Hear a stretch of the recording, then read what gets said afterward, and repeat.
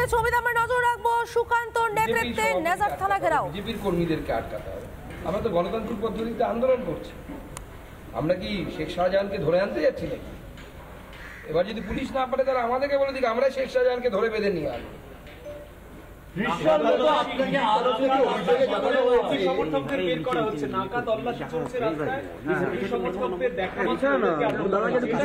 দেখুন কর্মী সমর্থকদেরকে যেভাবে অ্যারেস্ট করা হচ্ছে না, পশ্চিমবঙ্গ যদি এইভাবে ভারত বিরোধী লোকেদের নাকা তল্লাশি করে যদি অ্যারেস্ট করার ব্যবস্থা করতো, পশ্চিমবঙ্গটা বেঁচে যেত, পশ্চিমবঙ্গের বাঙালিরা বেঁচে যেত।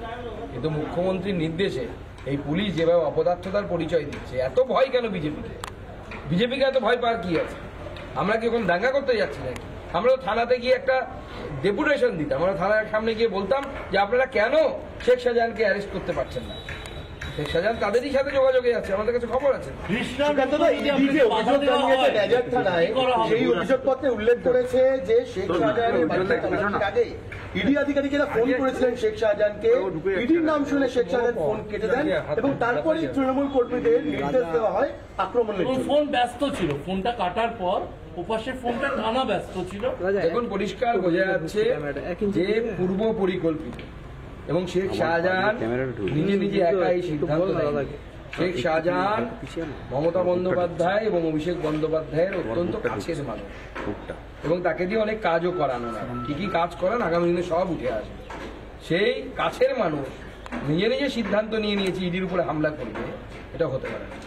মমতা বন্দ্যোপাধ্যায়ের অনুপ্রেরণা ছাড়া এই কাজ হয় না। আপনাদের যদি আজ বাধা দেওয়া হয় সেক্ষেত্রে আমাদেরকে আটকানো হলে পরে অবশ্যই আমরা সেখানে বসে গণতান্ত্রিক পদ্ধতিতে পুলিশের বিরুদ্ধে আমরা আন্দোলন শুরু করবো, আমরা অবস্থান বিক্ষোভ। টাওয়ার লোকেশন গত শুক্রবার দেখাচ্ছে শেখ শাহজাহান দীর্ঘক্ষণ তার বাড়িতেই ছিলেন যখন ইডি অফিসারদের সাংবাদিকদের সেখান থেকে কার্যত আক্রমণ করে বের করে দেওয়া হয়। একদম, সে তো বাড়িতেই ছিল। এর আগেও আমরা দেখেছি মিডিয়ার মাধ্যমে ইডির অফিসারেরা যে তথ্য দিয়েছে তাতে আমরা দেখতে পাচ্ছি তো সে বাড়িতে ছিল। পুলিশ জানতো সমস্ত কিছু এবং যেখানে আক্রমণ হওয়ার পর আমাদের কেন্দ্রীয় বাহিনীর কর্তা পৌঁছে গেলেন ওই স্পটে, পুলিশের একজন কনস্টেবল পৌঁছতে পারলো না। পুলিশ চলছে, আমাদের ট্যাক্সের টাকা এই সমস্ত অপদার্থ পুলিশদের মাইনে দেওয়ার কি দরকার? এসপিকে ঘাট ধরে বের করে দেওয়া হচ্ছে চাকরি থেকে, এবং অপদার্থ এসপি